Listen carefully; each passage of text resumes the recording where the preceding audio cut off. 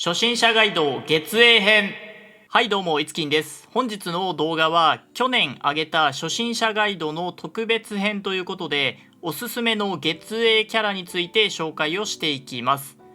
今ちょうどスカウトイベントも来ているので、ぜひ迷っている方は参考にしてみてください。2023年12月現在、月英を無料で獲得できるのは、月英の縁シーズン1とシーズン2、そして2024年1月1日まで開催中のスカウトイベントの3種類となっています。それぞれ獲得可能な月英英雄はこんな感じになっています。月英の縁シーズン1では初期の月英キャラクターから、シーズン2では追加された新しい月英英雄から選択することができます。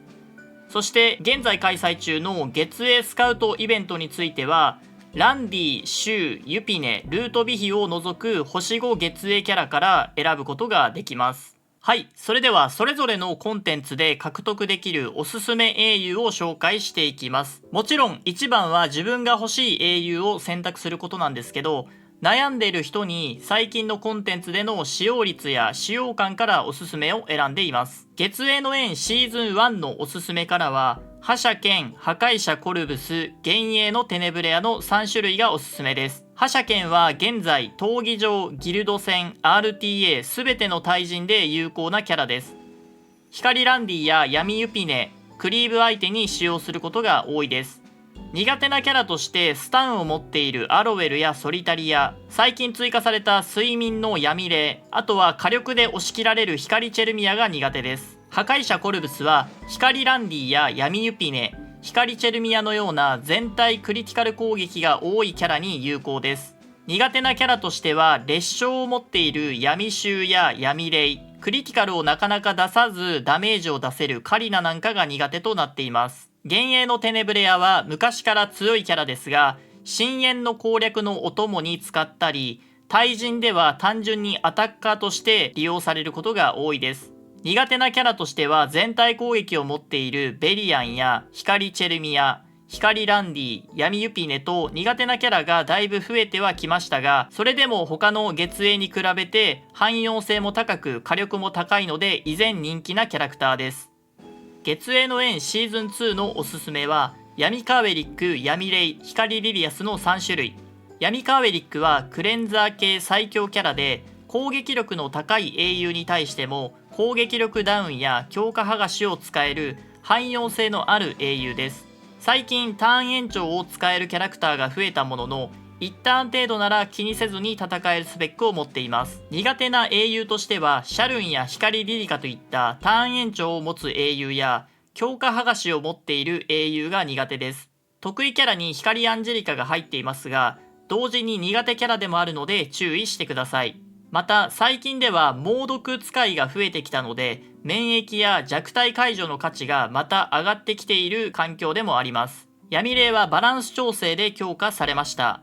ゲージアッパーとセットで使って睡眠で足止めしつつ猛毒をばらまいてダメージを与えるというサブアタッカーのような使い方もできます。苦手キャラとしては追加ターンに反応して弱体効果解除や免疫を付与する光ドミニエル、逆に得意としてはアロウェルや覇者剣、ライダークラウ、光チェルミアなどタイプ問わずほぼ全ての英雄にスキルが刺さります。そして最後に光リリアス、至高にして頂点の英雄。苦手なキャラクターが増えたんですが、 RTA ならピックでほぼ対応可能な範囲となっています。一応の苦手キャラとして追加ターンに反応する光ドミニエルや木のルルカ、連携に反応する光チェルミアや絶対にスピードで勝てないジオが苦手となっています。得意キャラとしてはほぼ全てと言っていいほどキャラクタースペックが高い英雄となっています。さて、それでは今回開催中のスカウトイベントでのおすすめを紹介していきます。この中には先ほど紹介した月英の縁の英雄は入っていないので、もし選択したい場合はそれらの英雄を選択しても構いません。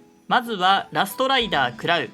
万能範囲攻撃のナイト、弱体付与が増えたので免疫役としても活躍しています。苦手なキャラクターは闇衆や闇霊といった猛毒、そして新しく追加した木のリリアスの一撃必殺の攻撃に弱くなっています。安定した全体ダメージと闇霊と組ませることで苦手キャラを減らしつつ自分で猛毒全体攻撃をできるというコンボも組めるので強力です。続いてはソリタリア。速いスピードと潜伏で継続戦闘ができます。限定異物の悪夢のための童話と合わせるとさらに強力なキャラクターになります。苦手キャラとしては強化負荷を付与する光アンジェリカや闇のイセリアになります。ほぼ弱点のないキャラでしたが、薬瓶闇霊の登場でややスタンの効果が弱くなっています。続いては光チェルミア。追加攻撃に反応する高火力範囲アタッカーです。苦手なキャラとしては闇レタのような一撃必殺の英雄やじわじわと猛毒で削ってくる闇衆に弱いです。一撃の重いキャラには弱いんですが、光リリアスに使いやすいという点がかなり高評価で、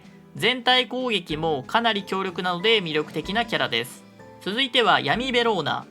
こちらのキャラは特にギルド戦での使用率が高く、クリティカルが出づらい英雄に有効です。苦手なキャラとしてはスタンを使えるアロウェルやソリタリアになります。強力なもののスタンに弱いことや、最近では闇霊の睡眠が増えたことで足止めされることが多くなっています。続いては海賊船長プラン。こちらのキャラクターは貫突の闇海に瞬く星の異物が必須なキャラクターとなっています。なので持っていない人は引くのはあまりおすすめできません。この異物が完成するとスキル1で相手をほぼ確実にスタンさせて行動停止することができます。こちらのキャラクターも苦手なキャラとしては足止めができるアロウェルやソリタリア、弱体効果を解除してしまう闇カーベリックなんかが苦手キャラとなっています。完成までのコストが非常に高い点だけが弱点のキャラクターとなっています。続いては闇イセリア。強化全解除に強化負荷、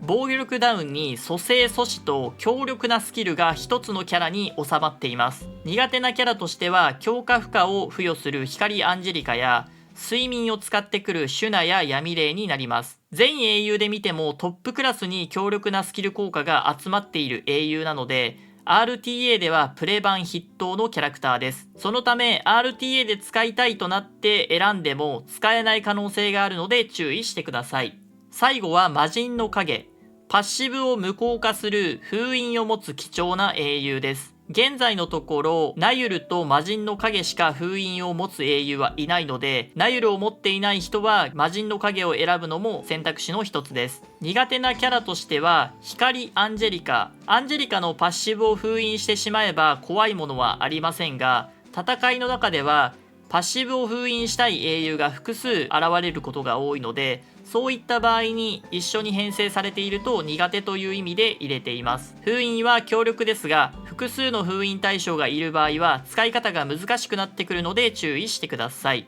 はい、というわけで各コンテンツごとのおすすめの月英英雄を紹介してきましたが、いかがだったでしょうか。正直これだけは選んじゃいけないという英雄以外はどれを選択しても後悔することはないと思うので、今回この動画で紹介した英雄であればそこまで後悔することはないはずではありますが、個人によって使い方とか想定するコンテンツが異なってきますので、不安な方はコメント欄に詳細を書いた上でこういう使い方をしたいけどどれを選べばいいかというようなコメントを残していただければ確認をして返信を行いますのでよろしくお願いします。というわけで今回の動画は初心者ガイド月英編ということで紹介させていただきました。ご視聴いただきありがとうございました。